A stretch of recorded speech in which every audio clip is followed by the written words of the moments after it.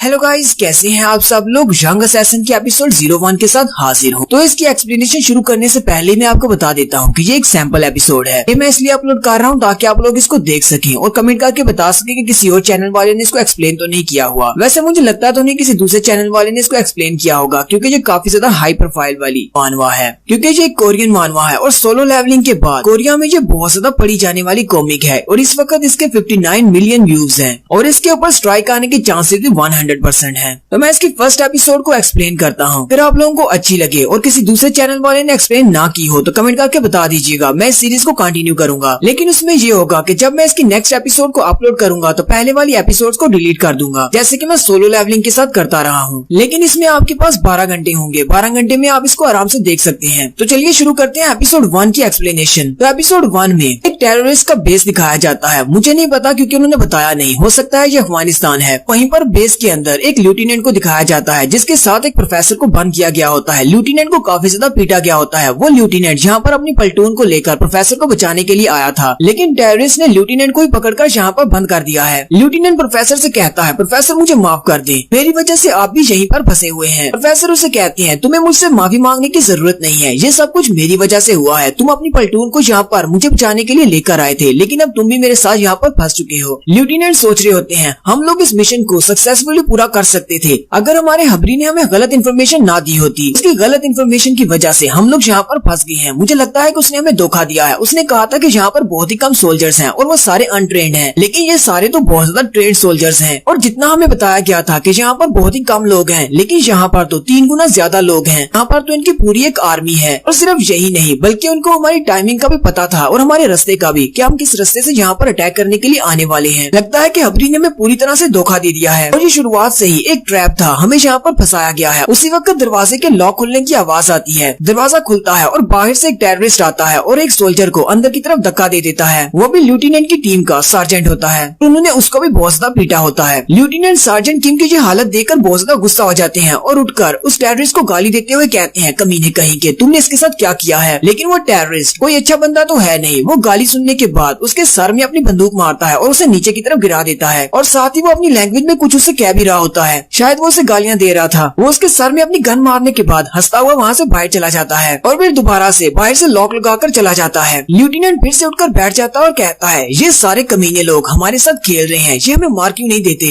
Sergeant lieutenant से कहता है, लेफ्टिनेंट क्या आप ठीक हैं। लेफ्टिनेंट उसे कहते हैं, हाँ मैं ठीक हूँ। हमारे बाकी के ट्रूप्स का क्या हुआ, बाकी की प्लेटून कहाँ पर है। सार्जेंट उसे कहते हैं, मुझे उन सब के बारे में नहीं पता, मुझे लगता है कि उन सबको भी पकड़ लिया गया है और दूसरे कमरों में रखा गया है। वो दोनों बातें कर रहे होते हैं कि उसी वक्त फिर से दरवाजे का लॉक खुलने की आवाज आती है। दरवाजा खुलता है और सामने एक बड़ा सा मोटा ताजा टेररिस्ट खड़ा होता है। लेफ्टिनेंट उसे कहता है, अब क्या है कमीने, यहाँ पर क्या करने के लिए आए हो। वो उसकी तरफ देख ही रही होती है और टेररिस्ट उनके सामने नीचे गिर जाता है, क्योंकि उसके पीछे हमारा हीरो खड़ा होता है और हीरो ने उसको पहले से मार दिया होता है। हमारे हीरो का नाम यूजिन है और उसकी उम्र अभी तक सिर्फ 19 साल है, इसीलिए तो इसे यंग असैसिन कहते हैं। यूजिन लेफ्टिनेंट से कहता है, क्या तुम लेफ्टिनेंट चैंग हो। लेफ्टिनेंट भी उसकी भाषा सुनकर कहते हैं, ये लड़का तो कोरियन में बात कर रहा है, लगता है ये हमारी कंट्री का है। लेफ्टिनेंट उसे कहते हैं, हाँ मैं ही लेफ्टिनेंट चैंग हूँ, तुम कौन हो। लेफ्टिनेंट उसकी भाषा सुनने के बाद सोच रहे होते हैं, इसकी कोरियन थोड़ी सी खराब है, लेकिन ये डेफिनेटली कोरियन ही बोल रहा है। यूजिन उन सब से कहता है, मैं यहाँ पर तुम सब लोगों को बचाने के लिए आया हूँ, जल्दी से बाकी सबको अपने साथ लो और यहाँ से निकलो। सभी लोग मेरे पीछे पीछे रहना। वो लोग उस बंद रूम में से जैसे बाहर निकलते हैं तो बाहर गैलरी में बहुत सारे टेररिस्ट की लाशें पड़ी होती हैं। लेफ्टिनेंट ये देखकर बहुत ज्यादा हैरान हो जाती है और कहती है, इन सारे टेररिस्ट को किसने मार दिया है। लेफ्टिनेंट सोच रहे होते हैं, अगर यहाँ पर गैलरी में इतने सारे टेररिस्ट मरे पड़े हैं, हमें सेल के अंदर आवाज क्यों नहीं आई। क्या इन्होंने जरा भी रेजिस्ट नहीं किया होगा मरने से पहले। लेफ्टिनेंट के हाथ में भी गन होती है और वो यूजिन से कहते हैं, तुम कौन सी डिवीजन से हो, तुम्हारे साथ इस मिशन को पूरा करने के लिए और कितने ज्यादा सोल्जर्स आए हैं। यूजिन उसे कहता है, मैं तुम्हें अपने बारे में नहीं बता सकता कि यहाँ पर मैं किसकी तरफ से आया हूँ, लेकिन मेरे साथ कोई भी टीम नहीं है, मैं यहाँ पर अकेला इस रेस्क्यू मिशन पर आया हूँ। लेफ्टिनेंट भी उसकी बात सुनकर बहुत ज्यादा हैरान हो जाते हैं। लेफ्टिनेंट कहते हैं, ऐसा कैसे हो सकता है, एक अकेला बंदा इतने सारे टेररिस्ट को कैसे मार सकता है। ये लड़का तो बिल्कुल फैंटम की तरह है, इसने कोई भी आवाज नहीं की और इतने सारे टेररिस्ट को मार दिया। वहीं पर सामने से दरवाजा खुलता है और एक टेररिस्ट बाहर निकलता है। लेफ्टिनेंट वहीं पर रुक जाते हैं और कहते हैं, सामने एक दुश्मन है, क्योंकि वो टेररिस्ट भी उनकी तरफ देख लेता है। उसी वक्त दिखाते हैं कि उस टेररिस्ट के पीछे रूम के अंदर एक और टेररिस्ट होता है। लेफ्टिनेंट जल्दी से अपनी गन को सामने की तरफ करते हैं और कहते हैं,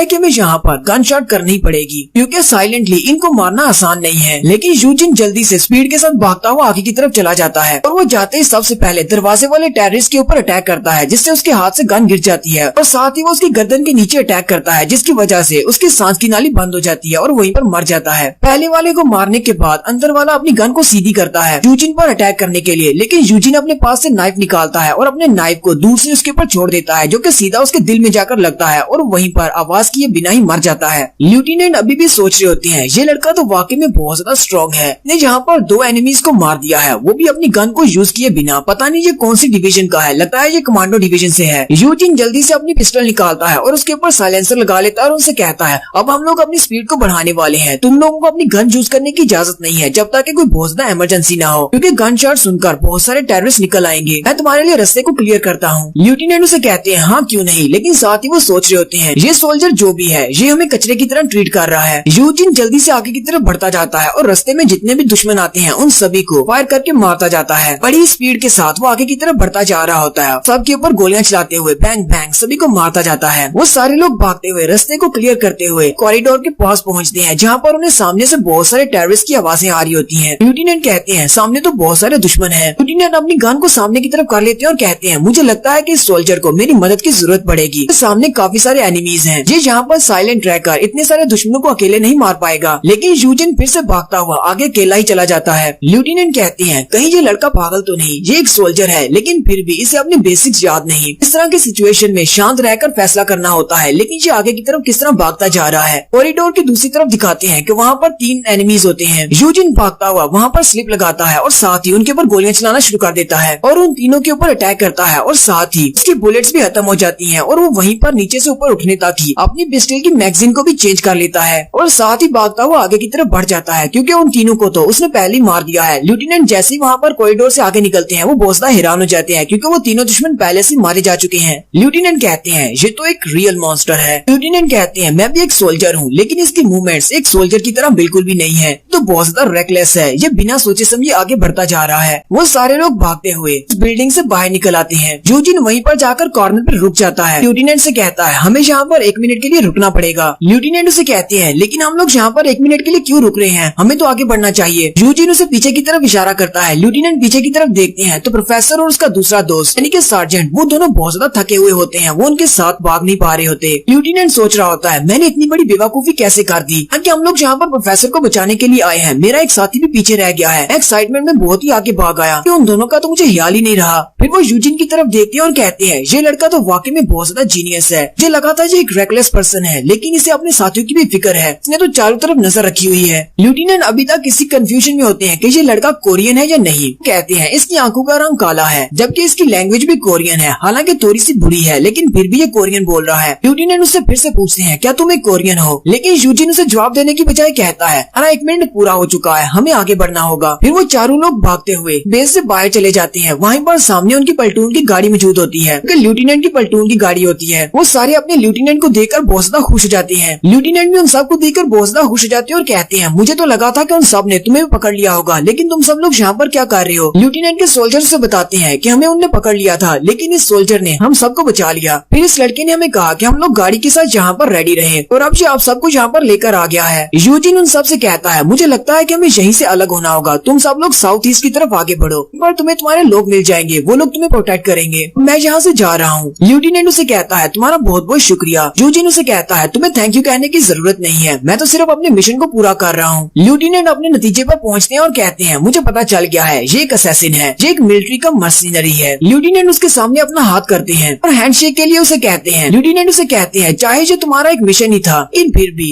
मैं अपना थैंक्स पेश करना चाहता हूँ, मेरे साथ हैंडशेक करो, ये मेरे लिए बहुत ज्यादा गर्व की बात होगी, क्योंकि तुमने मेरी और मेरे सारे दोस्तों की जान बचाई है। यूजिन उसकी बात सुनने के बाद काफी ज्यादा कंफ्यूजन में होता है और उसके साथ अभी तक हाथ नहीं मिला रहा होता कि उसी वक्त उसे कुछ महसूस होता है कि सामने से कोई बजूका से फायर करने वाला है। कई बार दूर पत्थरों के पास दिखाते हैं कि 3-4 टेररिस्ट होते हैं जो कि बजूका के साथ उनके ऊपर फायर कर देते हैं। जैसे ही वो फायर करते हैं उसकी आवाज इन तक पहुँचती है। लेफ्टिनेंट कहते हैं ये आवाज तो बजूका के फायर की है। यूजिन भी चिल्लाकर उन सब से कहता है सभी लोग नीचे की तरफ झुक जाओ, लेकिन वहीं पर आकर बम फूटता है और बूम, एक जबरदस्त धमाका होता है। बम फूटने की वजह से सभी के कान थोड़ी देर के लिए बंद हो जाते हैं, जबकि उनको दिखाई भी नहीं दे रहा होता, क्योंकि वहाँ पर बहुत ज्यादा रोशनी होती है। धमाके की वजह से लेफ्टिनेंट भी काफी ज्यादा जख्मी होते हैं, उनके सर से ब्लड निकल रहा होता है और उन्हें कुछ आवाज भी नहीं आ रही होती। लेफ्टिनेंट अपने दोनों कानों पर हाथ रखकर बैठी होती है और कहते हैं ये तो कुछ भी महसूस नहीं हो रहा और कोई भी आवाज नहीं आ रही। वो अपने साइड पर देखते हैं और कहते हैं प्रोफेसर और मेरे सारे ट्रूप्स कैसे हैं, पता नहीं वो जिंदा है या नहीं। लेकिन वो सारे के सारे बिल्कुल ठीक होते हैं क्योंकि वो गाड़ी के पीछे छुपे होते हैं। फिर लेफ्टिनेंट यूजिन की तरफ देखते हैं और कहते हैं सोल्जर का क्या हुआ, वो कहाँ पर है। उसी वक्त उन्हें गन शॉट की आवाज आती है। लेफ्टिनेंट सामने की तरफ देखते हैं जहाँ पर पत्थरों के पीछे वो सारे टेररिस्ट छुपे होते हैं, उनके ऊपर गोलियां चल रही होती हैं। साथ ही लेफ्टिनेंट अपने साइड की तरफ देखते हैं, वहीं पर पत्थर के पीछे यूजिन बैठा होता है। यूजिन अपनी गन को इस्तेमाल करते हुए उनके ऊपर गोलियां चला रहा होता है। लेफ्टिनेंट काफी ज्यादा हैरान होते हैं और कहते हैं जबकि हम सब लोग अभी तक कुछ भी देख और सुन नहीं पा रहे, लेकिन ये लड़का इतनी जल्दी रिकवर कैसे कर गया और उनके ऊपर अटैक भी कर रहा है। साथ ही यूजिन के चेहरे पर से उसका नकाब भी हट जाता है। लेफ्टिनेंट उसका चेहरा देखकर बहुत ज्यादा चौंक जाते हैं। लेफ्टिनेंट कहते हैं मैं जिसे मॉन्स्टर समझ रहा था ये तो एक बच्चा है। तो ये तो हमारे सोल्जर की एक स्टाइल वाली बैकग्राउंड स्टोरी थी। नेक्स्ट सीन 6 महीने के बाद का दिखाया जाता है। अब हमारी स्टोरी फाइनली स्टार्ट होने वाली है। 6 महीने के बाद कोरिया का एक स्कूल का सीन दिखाया जाता है जहाँ पर टीचर अपनी क्लास के सारे बच्चों से कहती है अटेंशन एवरीवन, आज हमारे साथ एक नया ट्रांसफर स्टूडेंट है। कि वहाँ पर बैठी हुई सारी लड़कियां बहुत ज्यादा ब्लश कर रही होती है क्योंकि हमारा हीरो है ही बहुत ज्यादा हैंडसम। जबकि वहीं पर क्लास के अंदर एक बुली लड़का भी बैठा होता है जो कि गाली देकर कहता है अब ये कमीना कौन है। यूजिन टीचर के साथ खड़ा होता है। टीचर सारे बच्चों से कहती है आज से ये लड़का हमारी ही क्लास में तुम सब लोगों के साथ ही बैठकर पढ़ेगा। यूजिन उन सब की तरफ देखता और मुस्कुरा कर कहता है मुझे तुम सब लोगों से मिलकर बहुत ज्यादा खुशी हुई। मेरा नाम यूजिन है। यूजिन यहाँ पर नाइस गाय बनने की कोशिश कर रहा है, लेकिन असल में आप सब लोग अच्छी तरह से जानते हैं कि ये हमारा यंग असैसिन है जिसे सिर्फ मारना आता है। अब ये स्कूल के अंदर किस तरह एडजस्ट करेगा और इन सारे बुली लड़कों के साथ कैसे पेश आएगा, यही हमारी स्टोरी है। और ये आगे कैसे बढ़ेगी, आगे क्या क्या एडवेंचर होंगे, ये सब कुछ हम लोग इसी स्टोरी में देखेंगे। लेकिन पहले आप लोग मुझे कमेंट करके बताएंगे कि मैं इसको कंटिन्यू करूं या नहीं, क्योंकि ये एक हाई रैंक वाली मानवा है, इसलिए बहुत ज्यादा रिस्की भी है। तो चलिए एपिसोड 1 को यहीं पर एंड करते हैं। एक्सप्लेनेशन अच्छी लगी हो तो कमेंट करके जरूर बताइएगा। चैनल को सब्सक्राइब कर दें, वीडियो को लाइक